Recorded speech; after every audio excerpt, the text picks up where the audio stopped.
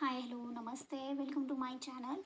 आज आपण ह्या व्हिडिओमध्ये चेक करणार आहोत की मेष राशीसाठी जुलै 2026 हा महिना ओव्हरऑल कसा जाईल. ओके, तर ज्यांची पण चंद्र राशी मेष राशी आहे त्यांच्यासाठी जुलै महिना कसा जाईल, काय होईल त्यांच्याबरोबर, हे टॅरो कार्डने चेक करूया. हे डिवाइन पॉवर, हे कॉस्मिक एनर्जी, प्लीज मला सांगा. ज्यांची राशी मेष राशी आहे, ज्यांची राशी मेष राशी आहे त्यांना जुलै 2026 हा महिना कसा जाईल, ओव्हरऑल काय होईल त्यांच्या लाईफमध्ये. जुलै 2026 हा महिना मेष राशीच्या लोकांसाठी कसा असेल हे युनिव्हर्स डिवाइन पॉवर मला सांगा. मेष राशीच्या लोकांसाठी जुलै 2026 हा महिना कसा असेल. मेष राशीच्या लोकांसाठी जुलैचा महिना, जुलै 2026 हा महिना कसा आहे, काय घेऊन येईल त्यांच्या लाईफमध्ये, काय होईल.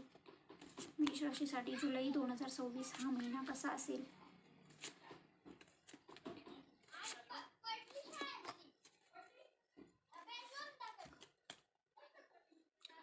फर्स्ट ऑफ ऑल मला असं दिसतंय की सुरुवात तुमची थोडीशी घाणेरडी होईल. आता जे मला दिसतंय ते मी खरं खरं सांगेल. एक तर तुम्हाला हेल्थ इश्यू होऊ शकतात किंवा फायनान्शियली तुम्हाला दिक्कत येऊ शकते, म्हणजे फायनान्शियली प्रॉब्लेम्स येऊ शकतात. आर्थिक चणचण तुम्हाला भासू शकते असं मला सुरुवातीला दिसतंय. त्याच्यानंतर आर्थिक चणचण जर आली तर कुबेर अष्टलक्ष्मी मंत्राचा जप महिनाभर करा, तो प्रॉब्लेम सॉल्व्ह होईल. हेल्थ इश्यू आले तर तुम्हाला डॉक्टरची गरज पडेल तर डॉक्टरची कन्सल्टेशन करा किंवा घरीच आराम करण्याची गरज आहे. दुसरं तर हेल्थ इश्यू जास्त टाईम राहणार नाही आहेत, ते बरे होतील. तुमच्या लाईफमध्ये हॅपीनेस, सक्सेस, एक कंटेंटमेंट, एक फुलफिलमेंट, नवीन मार्ग निघायला सुरुवात होतील. आणि काही लोक असे पण आहेत की ज्यांचं वैदिक शास्त्र किंवा ज्योतिषशास्त्र किंवा टॅरोमध्ये खूप लक्ष असेल किंवा त्यांना इंटरेस्ट असेल, असेही लोक इथं दिसत आहेत मला. पण हा तुमच्या लाईफमध्ये एक नवीन दरवाजा उघडणार आहे, डिवाइन उघडणार आहे, ज्यातून तुम्हाला हॅपीनेस, सक्सेस मिळू शकतो, एक नवीन उमेद दिसू शकते असं मला दिसतंय. परत मला असं पुढं दिसतंय की जुलै महिन्यात तुम्हाला गुस्सा खूप येईल, तुम्ही स्वतःसाठी प्रोटेक्टेड असाल आणि एनर्जेटिक असाल, खूप कोणतंही काम मी इझिली करेल किंवा एनर्जेटिक उत्साही असणं वगैरे त्याची दिसते आहे मला. आणि हो, ट्रॅव्हलही दिसते आहे, छोटी मोठी ट्रॅव्हल, कोणत्याही प्रकारची ट्रॅव्हल मला नेक्स्ट जुलै महिन्यात दिसत आहे. त्याच्यानंतर बी अलर्ट, की तुम्हाला कोणी धोका देणार नाही, त्याच्यासाठी अलर्ट राहा.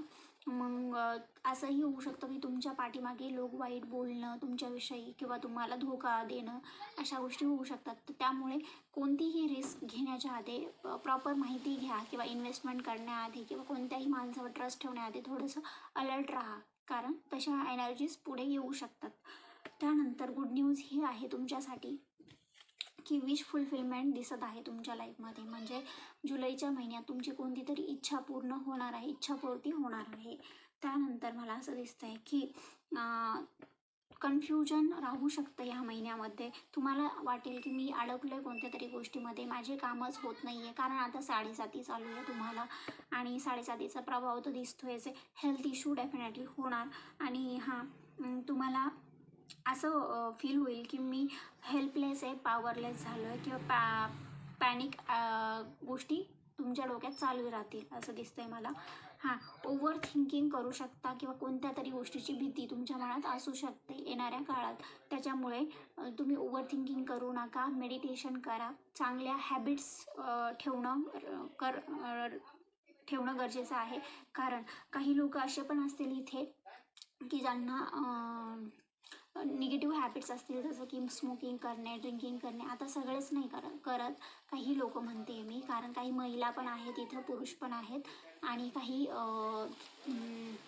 सगळेच काही ड्रिंकिंग वगैरे करत नाही. तर मला असं दिसतं की जर अशी तुम्हाला हॅबिट असेल किंवा कधी कधी जास्तच खाल्लं, कधी खाल्लंच नाही, अशी हॅबिट असेल तर ती सुधारवण्याची गरज आहे.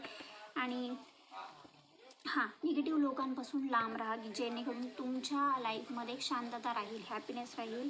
आणि मटेरियलिस्टिक खूप राहाल तुम्ही, म्हणजे फायनान्स पाहिजे, पैसा पाहिजे किंवा लालचीपणा किंवा अशी एनर्जी असेल ती थोडी कंट्रोलमध्ये ठेवण्याची गरज आहे. आणि एंडिंग ऑफ द मंथ गोष्टी सुधारतील तुमच्या लाईफमध्ये, एक इमोशनल स्टेबिलिटी येईल, देव तुम्हाला अपॉर्च्युनिटीज देईल किंवा हॅपीनेस, गुडनेस गुड न्यूज वगैरे तुमच्या लाईफमध्ये येईल. म्हणजे एंडिंग खूप छान होत आहे. आणि हां, तुम्ही इमोशनली मॅच्युरिटीने हँडल करण्याची एनर्जी मला दिसत आहेत, किंवा मनातल्या गोष्टी मनात ठेवायला एक्सप्रेस करणार नाहीत. आणि खूप साऱ्या प्रश्नांचे उत्तर तुम्ही शोधाल, लोकांपासून लांब राहण्याचा प्रयत्न कराल. मला काय करायचं आहे, माझी लाईफ कुठे चालली आहे, मी एक्झॅक्टली काय करतो आहे माझ्या लाईफमध्ये. सेल्फ रिफ्लेक्शन जे असतं ना, ओन टाईम तुम्ही स्पेंड करा स्वतःबरोबर. म्हणजे लोकही नको आहेत मला आणि सोसायटीही नको आहेत, मला थोडासा टाईम एकट्याबरोबर घालवायचा आहे, अशी एनर्जी तुमची दिसत आहे. आणि हो, एक चांगली बातमी अशी की कोणत्या तरी कामात तुम्हाला विक्ट्री, सक्सेस, नेम फेम मिळू शकतो. तर गाईज, हे कलेक्टिव्ह रीडिंग आहे मेष राशीसाठी. हे पर्सनल रीडिंग नाही आहे, पण ओव्हरऑल मेष राशीसाठी आहे. तर हे होतं तुमचं रीडिंग. जर व्हिडिओ आवडली असेल तर लाईक, फॉलो, सबस्क्राईब नक्की करा आणि शेअर नक्की करा.